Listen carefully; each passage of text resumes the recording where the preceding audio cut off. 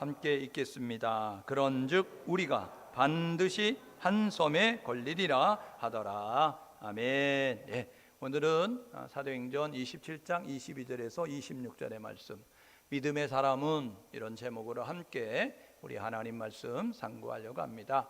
예, 사람들은요, 지역에 따라, 인종에 따라, 성별에 따라 이렇게 다르게 차이를 보이게 되어집니다. 서양 사람과 동양 사람의 사고가 다르지요. 서양 사람들은요, 합리적이고 과학적인 그러한 이제 사고 방식을 가지고 있어요. 그런가 하면 우리 동양 사람들은요, 이 서정적이고 감정적인 그런 면들이 풍부한 모습을 가지고 있습니다. 남자와 여자가 구성이 다른 거 아시죠? 그래서 남자는 동적입니다. 여자는 정적이고요. 남자는 논리적이고 분석적이고요. 여자는 감정적인 모습을 가지고 있습니다. 남자들은 전화하면 용건만 간단히 그렇게 끝납니다. 여자분들은 뭐 먹었니서부터, 오늘 날씨가 어떠니서부터 시작해서 1시간 동안 전화하고 난 다음에 끊을 때 뭐라 그러면 우리 자세한 얘기는 만나서 또 해, 이런 모습 가지고 할 정도로 됩니다. 남자들은 하루에 쓰는 단어가 8,000단어, 여자분들은 쓰는 단어가 하루에 3만 단어입니다. 그러니까 우리 남자분들은 용건만 간단히 이렇게 여자분들에게 체근하면 안 돼요. 그냥 들어주시면 돼요. 그분들은 뭘 원해서 얘기하는 게 아니니까 그냥 들어만 주면 이야기하다 풀려지니까 그냥 들어만 주시면 됩니다. 그걸 가지고 자꾸 잘라가지고 용건만 간단히, 그러니까 이렇다는 거지 이러면서 앞질러서 결론까지 맺어주려고 하지 말고 그냥 들어주는 모습 되면 됩니다. 여러분, 믿는 자와 믿지 않는 자가 똑같이 세상에서 살아가지만 추구하는 바가 달라요. 목표하는 바가 달라요. 그렇기 때문에 이 세상의 사람들은, 하나님을 믿지 않는 사람들은 육적인 사람들이에요. 물질의 세계에 관심을 가지고 있어요. 그런데 믿는 사람들은 영적인 세계에 관심을 가지고 있어요.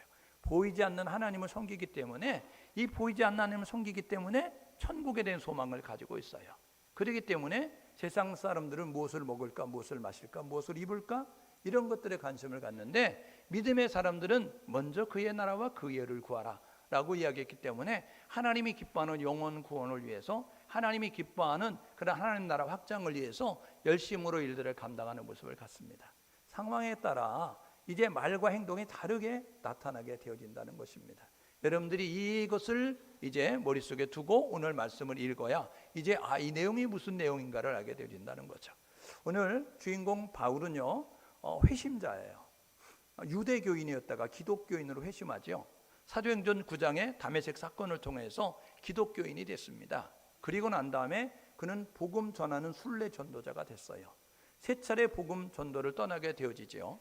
그리고 난 다음에 그는 감옥에 갇혔다가 석방이 되고, 이제 다시 감옥에 갇히는 그런 모습을 통해서 감옥에서 생을 마감하는 것이 바울의 생애다라고 말씀을 드릴 수가 있습니다. 사도행전에 보게 되면 1차 전도, 2차 전도, 3차 전도의 그러한 여정을 우리에게 소개를 해줍니다. 13장, 14장에서는 1차 전도를, 이제 5장 36절부터 18장 22절까지는 2차 전도를, 18장 23절에서 21장 우리 36절까지 말씀에 보게 되면 3차 전도의 이야기를 합니다. 바울이 3차 전도를 마치고 난 다음에 예루살렘 교회에 올라가요. 그래가지고 선교 보고를 하게 되어집니다. 3차 전도 마치고 나서 선교 보고하게 되어지는데, 선교 보고하러 예루살렘 교회에 갔는데, 그런데 이 아사에서 쫓아온 유대인들이 시기에 질투하면서 이 바울을 고소하는 일들이 있게 되었어요. 그래서 이 예루살렘에서 선교 보고하다가 사도행전 21장 27절에 보니까 이 아사에 온 시기하는 유대인들로 인하여서 고소를 당하게 되어집니다. 그리고 난 다음에 폭동이 일어날 것 같아서 천부장에 의하여서 이 로마 군인들이 주둔하고 있는 이 가이사라로 압송이 되어집니다.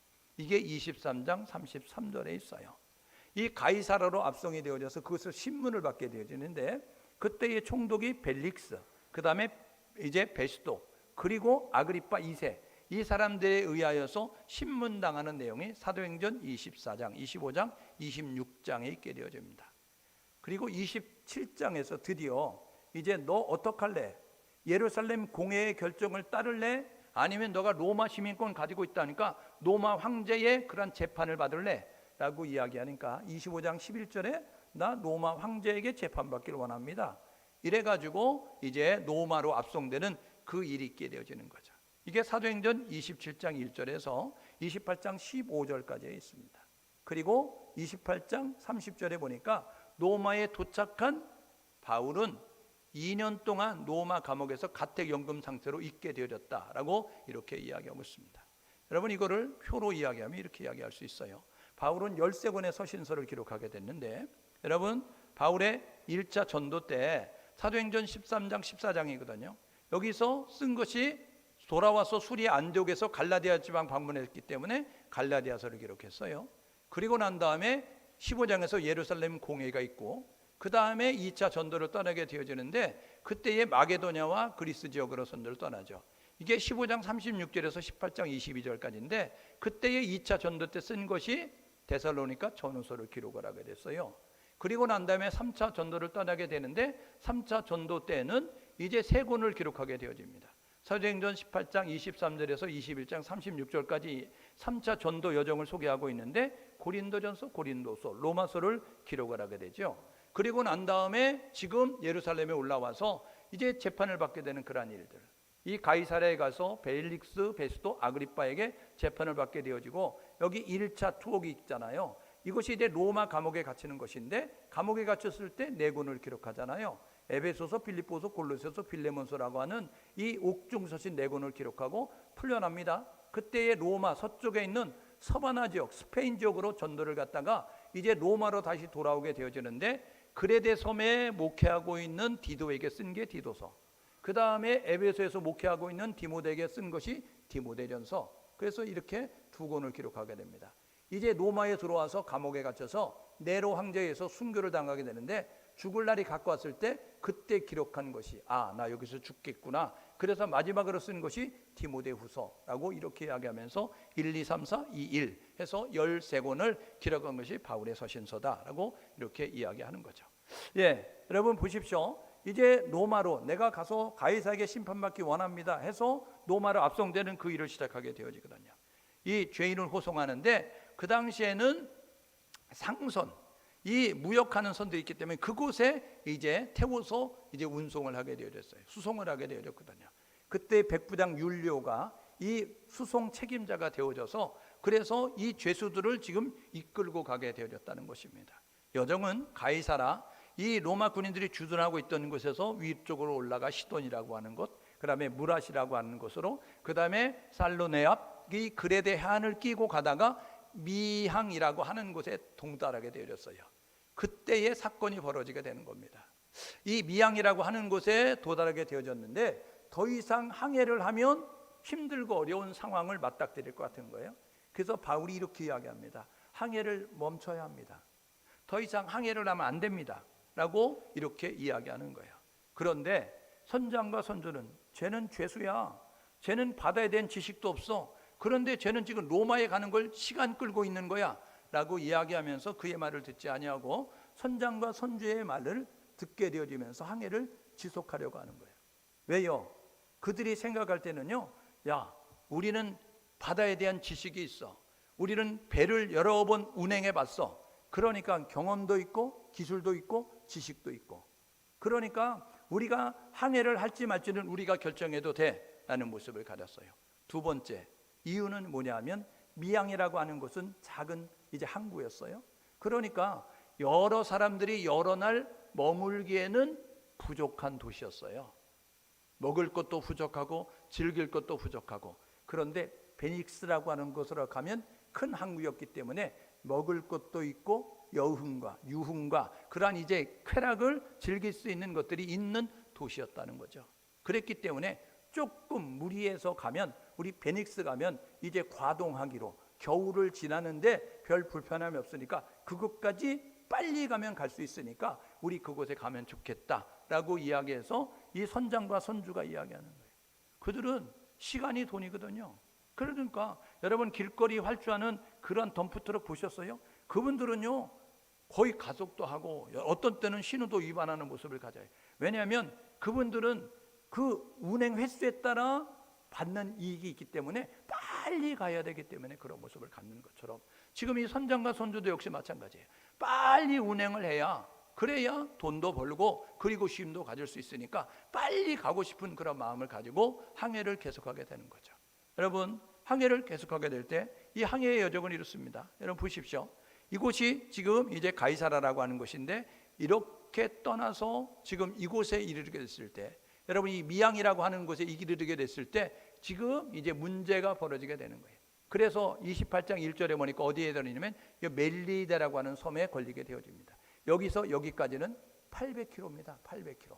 성경에 보니까 우리가 풍랑을 만나 열 나흘 동안 지금 흘러왔어 라고 이야기하면서 800여 킬로 바람 따라, 여러분 파도 따라 흔들려서 이곳에 와서 도착한 멜리데 섬이 28장 1절에 있는 내용입니다. 그러니까 지금 이곳에서 항해를 계속하게 되어지는데, 이 항해를 계속하게 될 때 지금 문제가 벌어지는 일이죠. 보십시오. 어떤 문제가 벌어졌느냐면 이런 문제가 벌어지는 거예요.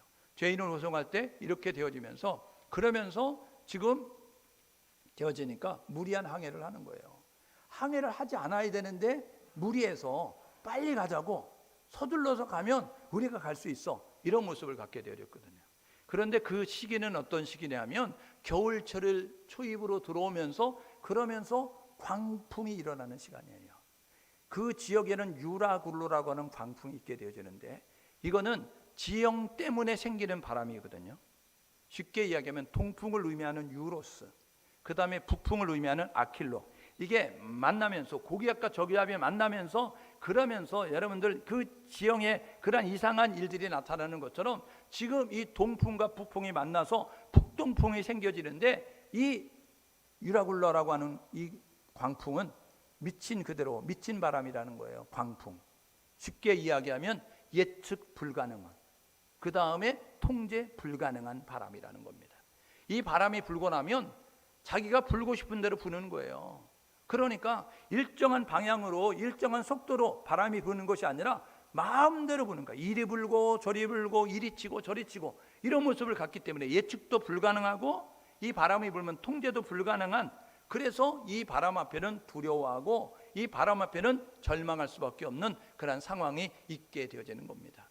여러분, 득이한 줄 알았어요. 성경을 보게 되어지니까 그들이 출항하고 난 다음에 아주 순풍에 돛단 듯이 맑은 날씨가 되어지니까, 고봐, 우리가 바울의 말 안 듣는 게 잘한 거지. 봐, 조금만 가면 우리 베니스 간다니까 거기 가면 먹을 것도 많아, 쉴 곳도 있어. 그런 모습으로 가게 되어지는데, 그런데 유라굴라 광풍을 만나게 된 거예요.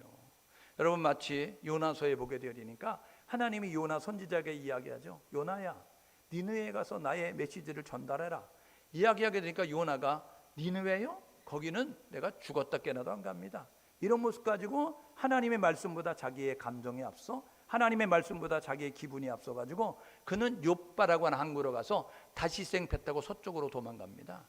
니느웨는요, 아수르의 수도 동북쪽에 있는, 북동쪽에 있는 그러한 곳인데, 그는 서쪽으로 해서 서쪽으로 도망가는 이 다시스 행 배를 타고 도망가려고 합니다. 그런데 갔는데 배가 마침 떠났다든지 그러면 하나님이 막으시는가? 하나님이 이거 원하지 않는가 보다 이럴 텐데, 그런데 욥바라고 하니까 마침 출항을 준비하는 배가 출항하지 않은 거예요. 시간이 지났는데, 여러분 우리가 우리의 교통수단은 비행기잖아요. 그런데 비행기, 여러분 차가 밀려가지고 공항에 도착했는데 10시 비행기인데 10시에 도착하면 비행기 못 타잖아요. 근데 늦게 도착했어요. 근데 마침 연결 관계로 인하여 연기됐습니다. 그래가지고 30분 연기되는 바람에 비행기를 탈 수 있게 될 때 여러분 얼마나 기쁘겠어요. 조마조마했었는데 놓칠 것 같았는데 타게 되면 안도하는 것처럼 이 욥바로 내려갔는데 다시생 배를 놓칠 줄 알았는데 배를 타잖아요. 그러니까요, 배 밑창에 가서 쿨쿨 잠자고 있는 이 요나와 같은 모습. 그들이요, 순풍에 돛단 듯이 맑은 날씨 가운데, 바람 불지 않는 가운데 항해가 되어지니까 득이한 줄 알았거든요. 그래가지고 의기양양하게 출행하고 콧노래 부르고 항해를 하게 되어지는데, 그런데 이 광풍을 만나게 되는 거예요. 이 광풍 앞에서 어떤 모습을 갖느냐? 그들은요, 이런 노력을 하는 거죠. 보십시오. 오늘 16절 17절에 보니까 자신들의 기술을 동원합니다. 광풍이 불어요. 그렇게 되어지니까 이 바람에 어떻게 해야 되지? 그동안의 항해 기술, 그리고 우리가 항해할 때 그 알았던 그 기술들 동원해봐. 이쪽을 주고 오른쪽을 줄 풀어, 왼쪽을 줄 땡겨, 이런 모습 가지고 하면서 지금 자신들이 가지고 있는 지식을 동원해서 이 광풍과 맞서는 모습을 갖게 되었어요. 불가항력적이죠. 막을 수가 없는 거예요. 통제가 안 되는 거예요. 어떻게 해볼 수가 없는 거예요. 그렇게 되어지니까 19절에 뭐라고 이야기하냐면 야, 짐들 버려, 이렇게 이야기하게 되는 거예요. 그 짐은요, 목숨 같은 거예요. 이 상선에 짐을 싣고 가는 것은 무역을 하기 위해서, 선물하기 위해서 값을 지불하고 지금 돈을 지불하고 그 배에 채운 거예요. 그런데 그들이 그것을 포기한다는 것은 얼마나 위중했는지, 얼마나 지금 상황이 위급했는지를 우리에게 말해주는 거죠. 그러니까 누가 버리라고 이야기하지 않는데 야, 배가 침몰할 것 같아, 야, 배가 가벼워야 돼, 짐들을 버려. 그래서 짐들을 자기 스스로 바다에 던지는 일이 있게 되었다. 이게 사도행전 27장 19절에 있는 내용이에요. 그래도 그게 안 되게 되어지니까 어떤 모습을 갖느냐, 20절에 이렇게 이야기합니다. 해도 안 보이고 달도 안 보이고 그리고 광풍은 그대로 있어서 구원의 여망이 사라졌더라, 이렇게 이야기합니다. 이게 뭐냐면요, 상황은 전혀 호전되지 아니하고 절망적인 상황이 그들 가운데 펼쳐지게 되어졌다는 거예요. 이제는 죽는 수밖에 없다. 이제는 파도가 쳐서 배가 침몰을 하든지 아니면 물이 바다로 이제 배로 들어와서 그래서 침몰을 하든지 우리는 여기서 죽는구나, 이제 끝났다, 모든 인생 끝난 거야, 이런 모습 가지고 절망적인 상황 속에 이제 놓여지게 되어졌다는 거예요. 희망과 소망이 사라진 그러한 이제 상황을 맞닥뜨리게 되어졌다는 것입니다. 여러분, 그때에 믿음의 사람이 중요한 거예요. 광풍을 만났을 때 불신자들은, 하나님이 없는 사람들은, 땅의 소망을 가지고 가는 사람들은 이렇게 반응하지만 하늘의 소망을 둔 하나님을 믿는 사람들은 이렇게 반응한다고요. 보십시오. 불신자들은 원망, 불평, 절망하는 거죠. 왜 출항을 했어? 거기 멈춰야 되는데, 이런 모습 가지고 있고, 그 다음에 배의 도구도 버리고 재물도 버리고 그리고 이제 구원의 소망까지 잃어버린 모습 가지고 원망하면서 불평하면서 절망하는 가운데 있게 되는, 자기들이 할 수 있는 영역 밖의 상황을 맞닥뜨리게 되면, 그러면 한 가지 상황에 부딪힌 사람들은요, 절망하잖아요, 낙심하잖아요, 실망하잖아요. 그래서 그들은 자포자기하는 모습을 갖게 되거든요. 이게 불신자들이 갖는 자세. 근데 신자의 모습은 이렇다는 거죠. 신자는 원망하지 않는 거예요. 불평하지 않는 거예요. 여러분, 그 상황에 매이지 않고 희망과 소망을 노래하는 그런 모습을 갖는 것이 믿음의 사람들이 가져야 될 삶의 자세입니다.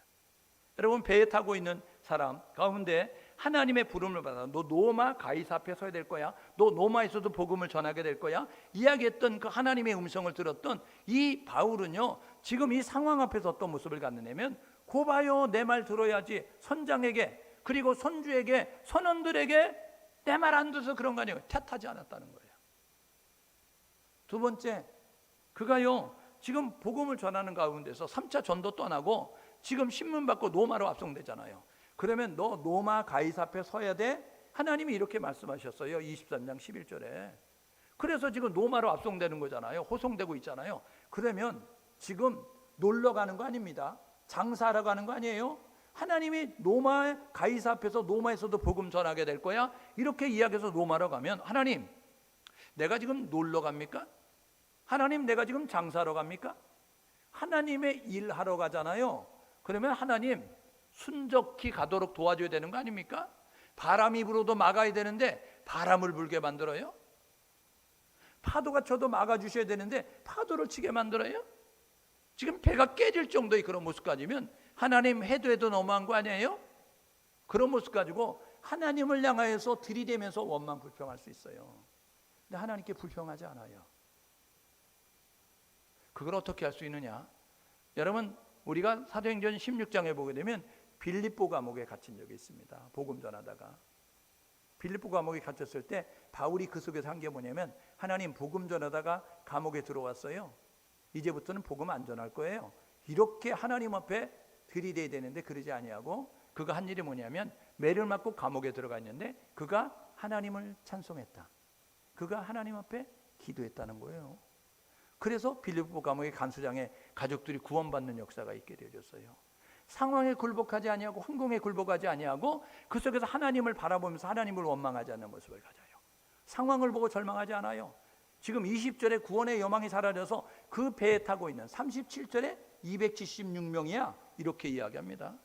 그 배에 타고 있는 사람이 276명인데 그 사람들 가운데 다 구원의 소망이 사라져서 자포자기하고 있는데 한 사람 구원의 소망을 버리지 않는 사람이 있다는 거예요. 상황에 다 절망하고 있네. 절망하지 않고 상황을 뛰어넘어 역사하실 하나님을 바라보고 있는 한 사람, 그 사람이 누구냐면 하나님의 부름받아 이제 이방인의 사도로 세워진 이 바울이 그런 모습을 가지고 있었다는 거예요. 지금 우리의 놓여진 상황이 어떻습니까? 우리의 지금 여러분이 살아가고 있는 현재 상황들이 어떻습니까? 우리는 우리의 지식을 총동원해서 우리가 한번 해보겠다고 노력하는 가운데 있습니다. 코로나19, 우리가 한번 과학으로, 우리가 한번 지식으로, 우리가 한번 이성으로, 우리가 한번 상식으로 어떻게 해보자 이야기하면서 거리두기, 그 다음에 이제 우리가 백신 그리고 치료제 개발 여러 가지 노력을 통해서 해보려고 하는 가운데 있게 되어지는데, 그런 가운데 이게요, 이쪽을 막으면 이쪽이 터지고 이쪽을 막으면 이쪽이 터지면서 계속해서 확산되어지고 진정되지 않는 모습 가운데서 백신 맞으면 끝날 줄 알았는데 변종 나타나면서 더 힘들어지고 어려운 가운데 그런 상황을 맞닥뜨리면서 사람들이 한계의 상황, 자기들의 그 능력 밖의 일들 가운데서 절망하고 좌절하는 가운데서 지금 많은 소상공인들, 지금 자영업자들, 여러분 탄식하고 절망하고 힘들어하고 어려운 가운데서 얼마나 많은 사람들이 힘들어하는 가운데 있어요. 그때에 세상 사람들은 원망합니다. 불평합니다. 절망하고 좌절합니다. 그때의 믿음의 사람은 어떻게 되면 원망하고 불평하는 것이 아니고 좌절하는 것이 아니고 하나님을 향하여 두 손을 들고 하나님을 향하여 믿음의 고백을 드릴 수 있는 모습으로 세워지는 우리 모두가 될 수 있기를 주님의 이름으로 축복합니다. 그래서 상황이 악화될수록 교회가 소망인 것이고 상황이 악화될수록 믿음의 사람이 소망이 된다는 사실을 기억하시면서 저와 여러분 모두가 세상의 소망이 되시고 저와 여러분 모두가 세상의 희망이 될 수 있는 모습으로 세워지는 교회와 성도가 될 수 있기를 주님의 이름으로 축복합니다. 여러분, 그래서 믿음의 사람은 어떻게 사느냐? 믿음의 사람은요, 위로의 모습을 가지고 살아가는 거예요. 오늘 22절에 보십시오. 구원의 소망이 사라진 그 사람들 다 좌절하고 낙심하는 가운데 있는데 이 바울이 일어나더니 이렇게 말합니다. 안심하라, 이렇게 이야기하는 거예요. 생명에는, 너희의 생명에는 지장이 없을 거야. 배만 깨질 거야. 배만 침몰할 거야. 배만 손상이 있을 거야. 이렇게 이야기하고 있는 거예요. 배에 승선한 자 276명. 그런데 그들은 지위를 가지고 있어요. 세상적인 힘을 가지고 있어요. 근데 그들은 절망하고 낙심하는 가운데 있는데 가장 낮은 지위, 미결수로서 죄인의 모습으로 호송되고 있는 가운데 있는 그 바울이 지금 뭐라고 이야기하느냐면 탓하지 않아요. 원망하지 않아요. 불평하지 않아요. 좌절하지 않아요. 실망하지 않는다는 것입니다. 여러분, 고린도전서 이야기하죠. 약한 자 같으나 강한 자, 아무것도 없는 자는 모든 것을 가진 자, 그게 믿음의 사람입니다. 오늘 저와 여러분 모두가 기억해야 될 것은 뭐냐면 이 세상에 슬퍼하고 이 세상에 탄식하고 이 세상에 실망하고 이 세상에 절망하는 가운데 있을 때 저와 여러분 모두가 안심하십시오, 방법이 있습니다 라고 저와 여러분 모두가 이렇게 말할 수 있는 성도가 될 수 있기를 주님의 이름으로 축복합니다. 세상은요 지금 방법을 모르는 거예요. 세상은 지금 우왕좌왕 갈팡질팡, 여러분 혼란과 혼돈 가운데 어찌할 바를 모르는 가운데 있어요. 속수무책으로 그런 가운데 손을 놓을 수밖에 없는 그런 가운데 있게 되었을 때 이 바울이 일어나서 안심하라 라고 이야기했던 것처럼 저와 여러분 모두가 세상을 향하여서 위로의 메시지를 전달할 수 있는 우리 모두가 될 수 있기를 주님의 이름으로 축복합니다. 그래서 우리가 이렇게 말해야 되는 거예요. 여러분, 우리 교회가 여러분들을 위해서 기도하겠습니다. 여러분, 내가 여러분들을 위해서 기도하겠습니다. 세상은 안 되는데 하나님, 이제 사람들은 안 되는데 우리가 믿는 하나님은 됩니다. 그러니까 제가 하나님께 기도할게요. 안심하십시오. 그런 모습 가지고 세상에 위로와 저와 여러분들과 격려의 메시지를 전달할 수 있는 모습을 가져야 되죠. 믿음의 사람은 어떻게 사느냐? 두 번째, 오늘 25절에 있잖아요. 여러분, 믿음의 사람이 이렇게 말하는 거예요. 안심하십시오. 위로한 다음에 그가 이렇게 말한다니까요. 하나님이 말씀하신 대로 그대로 되리라고 나는 하나님을 믿는다라고 이야기하는 거예요. 믿음의 사람은요, 상황 앞에, 환경 앞에 믿음의 말을 하는 거예요. 세상 사람들은 상황을 보고 말하고 환경을 보고 말하고 사람을 보고 말하지만 믿음의 사람은 하나님을 보고 말하는 것입니다. 민수기 23장 19절에 이렇게 이야기합니다. 하나님은 인생이 아니시니 거짓말 아니하시며 하나님은 말씀하신 말을 행하시고 또 말씀하신 말을 실행하지 아니하겠느냐. 하나님은 말한 것을 이행하신다는 거예요. 하나님은 약속한 것을 성취하신다는 거예요. 그러니까 지금 내게 하나님이 나타나셨는데 하나님이 너희들의 생명에는 지장이 없을 거야, 배만 손상이 될 거야, 그렇게 말씀하셨는데 하나님은 사람이 아니기 때문에 거짓말하지 않거든. 우리가 믿는 하나님은, 내가 믿는 하나님은 살아계신데 그 말씀 그대로 이루시거든. 그러니까 그 하나님이 우리의 생명에는 지장이 없다고 말씀하셨어. 다만 배가 깨질 거라고, 배가 침몰할 거라고만 말씀하셨어. 그러니까 나는 지금까지 신앙생활하면서 하나님이 말씀한 대로 이루는 하나님, 성취하시는 하나님을 믿어. 그렇게 믿음의 말을 하고 있는 거예요. 27절에 33절에 열 나흘 동안 출항한 지, 미양에서 출항한 지 열 나흘 동안 캄캄한 가운데서 집채만한 파도와 함께 그 거센 바람으로, 미친 바람으로 힘든 가운데서 어찌할 바 모르는 가운데 있게 되어지는데 구조되기까지는 기다려야 된다는 거예요. 그래서 믿음의 사람이 믿음의 말을 하는 거예요. 상황은 침몰할 것 같지, 환경은 배가 깨질 것 같지, 환경은 우리가 죽을 것 같지, 그런데 하나님이 죽지 않는다고 했어. 그러니까 하나님이 약속의 말씀을 붙잡고 우리가 참아야 돼, 견뎌야 돼. 죽을 상황이지만 죽지 않아, 죽을 환경이지만 죽지 않아, 망할 상황이지만 망하지 않아. 하나님은 살아계셔. 이렇게 믿음의 말을 했다는 거예요. 여러분, 코로나19 때문에 힘들고 어려운 사람, 물질 때문에 힘들고 어려운 사람, 질병 때문에 세상의 의학으로 안 돼, 과학으로 안 돼, 그래서 치료의 시기가 없고 치료의 방법이 없어서 좌절하고 낙심하고 절망하는 사람들이 있다고 한다면 저와 여러분 모두가 믿음의 사람답게 믿음의 말로 그들을 격려하고 위로하고 하나님께 기도할 줄 아는 우리 모두가 될 수 있기를 주님의 이름으로 축복합니다. 응답하기까지는 더 인내해야 되겠죠. 참아야겠죠. 그런데 사람들은 조급증 때문에 참지 못하는 거예요. 희망이 있으면 참을 수 있는데, 소망이 있으면 참을 수 있는데, 희망이 사라지면, 소망이 사라지면 참지 못하는 모습을 갖거든요.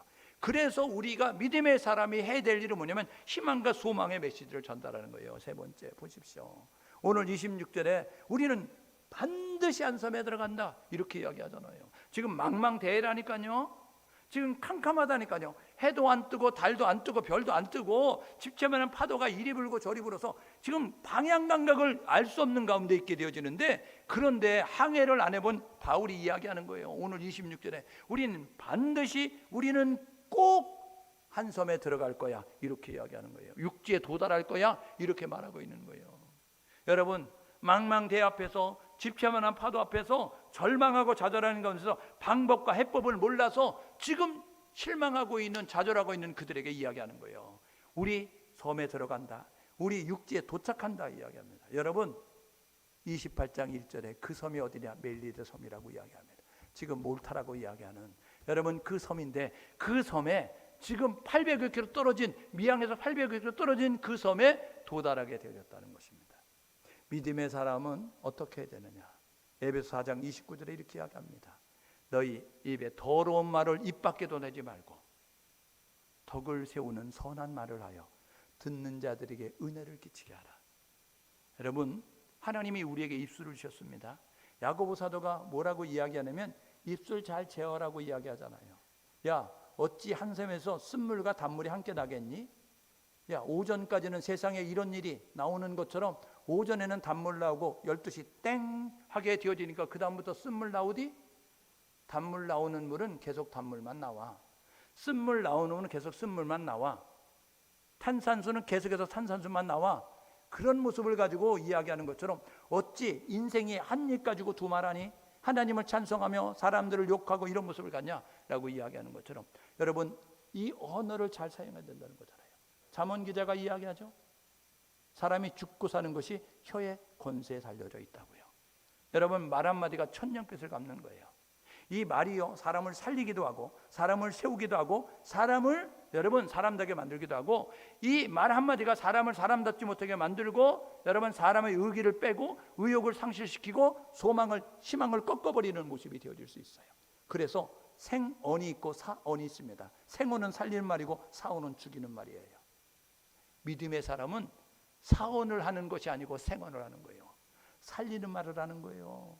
격려하고 위로하고 지지하고 소망과 희망의 메시지를 전달하는 모습 가지고 지금 살 소망이 없는 가운데 주저하고 망설이는 그들에게 지금 이야기하는 거예요. 하나님이 회복하신다. 하나님이 치유하신다. 우리의 문제를 해결하실 예수 그리스도가 계시다. 방법이 있다. 하나님을 찾으면 돼. 예수를 믿으면 돼. 라고 이야기하는 것처럼 치유와 회복의 하나님, 그리고 인생의 모든 문제에 해답 되시는 예수 그리스도 전할 수 있는 우리 모두가 될 수 있기를 주님의 이름으로 축복합니다. 믿음의 사람은 상황에, 환경에 갇혀서 상황을 보고 환경을 보고 절망하고 좌절하는 것이 아니라 우리는 하나님을 보고 살아가는 사람들이에요. 우리는 땅을 보고 사는 사람이 아니라 천국을 소망하면서 하나님을 소망하며 사는 사람들이에요.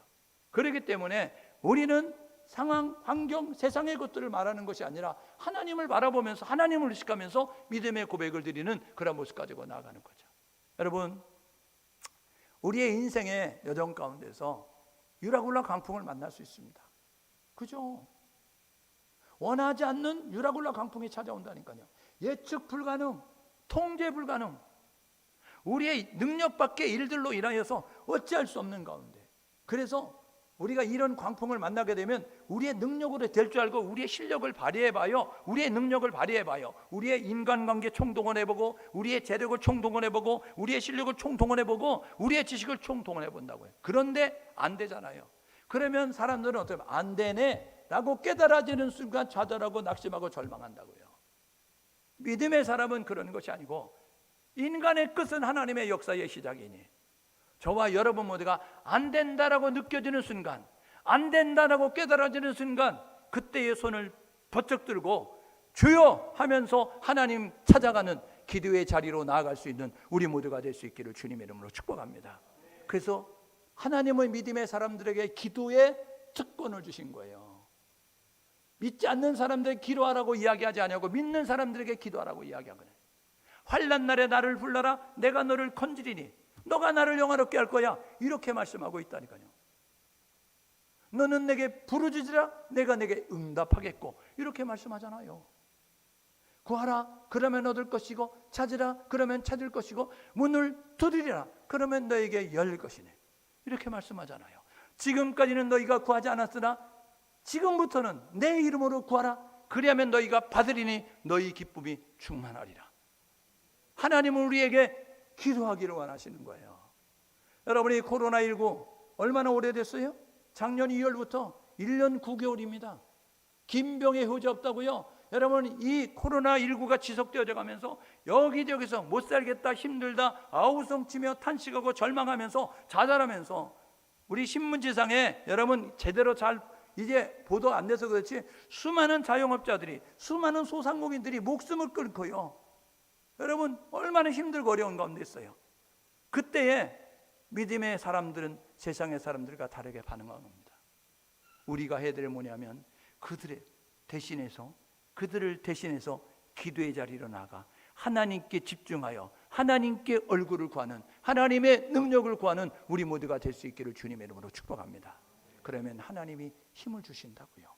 하나님이 음성을 들으면, 하나님의 뜻을 발견하게 되어지면, 정답을 아는 사람은 시험 볼 때 당황하지 않는 것처럼 하나님의 능력, 하나님의 그러한 이제 뜻을 알게 되어지는 사람은 당황하지 않습니다. 그래서 확신을 가지고 소망과 희망의 메시지를 전달할 수 있는 거예요. 안심하십시오. 하나님이 살아계십니다.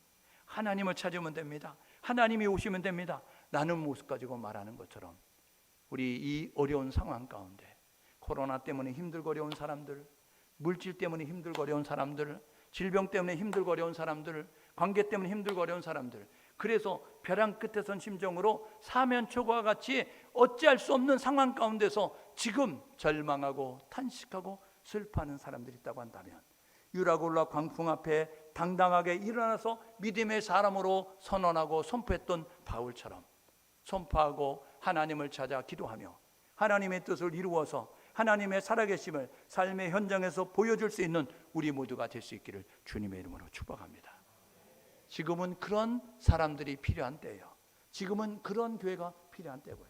십자가 걸고 있다고 교회가 아니고요, 복음의 능력이 나타나야 교회라고요. 여러분 책 들고 교회 다닌다고, 성경 제끼고 교회 다니고 여러분 성도가 아니고요, 여러분을 통해서 하나님의 능력이 나타나야 되는 거예요. 마가복음 16장 16절, 여러분 17절 18절이 있죠. 그 내용, 믿는 자들의 이런 표적에 따르니 저들이 내 이름으로, 예수 그리스도의 이름으로 귀신을 쫓아내며 뱀을 집으며 새 방언을 말하며 무슨 독을 마시려도 해함을 받지 아니하고 병든 자에게 손을 얹어 즉 나으리라. 5가지 표적이 있는데 여러분, 교회가 이 표적을 일으켜야 됩니다. 믿음의 성도들이 이 표적을 일으키는 사람이 귀신을 쫓아내고 뱀을 집으며 무슨 독을 마셔도 해함을 받지 아니하고, 저와 여러분 모두가 해야 될 것은 뭐냐면 병든 자에게 손을 얹어 즉 낫게 되는 역사가 있게 되고, 새 방언은 날랄라 쭈쭈쭈가 새 방언이 아니고요, 하나님 앞에 기도할 때만 필요한 것이 기도 방언이 아니고요, 이 방언은 뭐냐 하면요, 동일한 상황 가운데 세상에 흉내낼 수 없는 언어를 사용하는 거예요. 안 되는데 된다고 하는 거예요. 우리는 안 되는데 하나님은 된다고 믿음의 말을 하는 것이 새 방언이라니까요. 저와 여러분 모두가 힘들고 어려운 상황을 맞닥뜨린 가운데서 절망하고 좌절하는 사람들에게 그렇게 말할 수 있는 우리 모두가 되어져서 믿음의 사람다운 모습을 가자. 이 노마로 가는 가운데서 유라굴라를 만났을 때에 이 바울이 했던 것처럼 우리의 삶의 현장에서 힘들고 어려운 상황을 맞닥뜨린 사람들에게 바울과 같이 행동할 수 있는 우리 모두 될 수 있기를 주님의 이름으로 축복합니다. 여러분 함께 마음을 모두 기도하게 해요. 이렇게 기도하면 좋겠습니다. 하나님, 기도에 하나님 자리를 지키게 도와주십시오. 하나님을 향하여 집중하게 도와주십시오. 하나님, 입을 벌려 복음을 말하게 하시고, 그리고 위로와 격려의 메시지를 전달하며 사는 우리 모두가 되게 도와주십시오. 함께 마음을 모두어서 우리 주변에 힘들고 어려운 사람들을 위해서 대신 하나님 앞에 합심하여 기도하겠습니다. 하나님 아버지, 은혜를 감사합니다. 오늘도 우리를 불러주셔서 감사하고요, 또 우리가 하나님의 말씀 따라 준행할 수 있도록 귀한 교훈 주셔서 감사합니다. 그 교훈을 받아 우리가 힘있게 살아가는 우리 모두가 되게 도와주시고, 하나님의 아름다운 역사 이루어가는 우리 모두가 될 수 있도록 은혜를 나리고 주옵소서. 하나님, 유라굴라 광풍 앞에 275명이 좌절하고 낙심합니다. 오직 한 사람, 믿음의 사람 바울이 일어나서, 여러분 안심하십시오. 우리의 생명에는 지장이 없습니다. 하나님이 약속하셨습니다. 하나님이 우리가 반드시 한 섬에 육지에 도달하게 하실 것입니다. 믿음의 격려의 위로의 메시지를 전달했던 것처럼 하나님, 힘들고 어려운 상황을 맞닥뜨리는 우리 주변 이웃들에게, 우리 교회에, 우리 성도들에게, 우리 선교사들에게 하나님, 우리가 바울처럼 믿음의 사람으로 행동할 수 있도록 도와주시고 인도하여 주옵소서. 기도의 자리로 나가게 하소서. 하나님의 얼굴을 구하는 자가 되게 도와주옵소서. 주의 음성을 듣고 확신 가운데서 담대하게 하나님 평화의 복음을, 위로의 복음을, 하나님 생명의 복음을 전할 수 있는 우리 모두가 될 수 있도록 은혜를 나누어 주옵소서. 사람이 할 수 없는 것, 세상이 할 수 없는 것, 하나님은 하신다는 사실을 기억하게 도와주시고, 인생의 모든 문제 해답은 예수 그리스도라는 사실을 기억하고 있어서 예수 그리스도 복음만 전하는 우리 모두 될 수 있도록 은혜를 나누어 주옵소서. 하나님, 그렇게 축복하시고 역사하실 줄 믿습니다.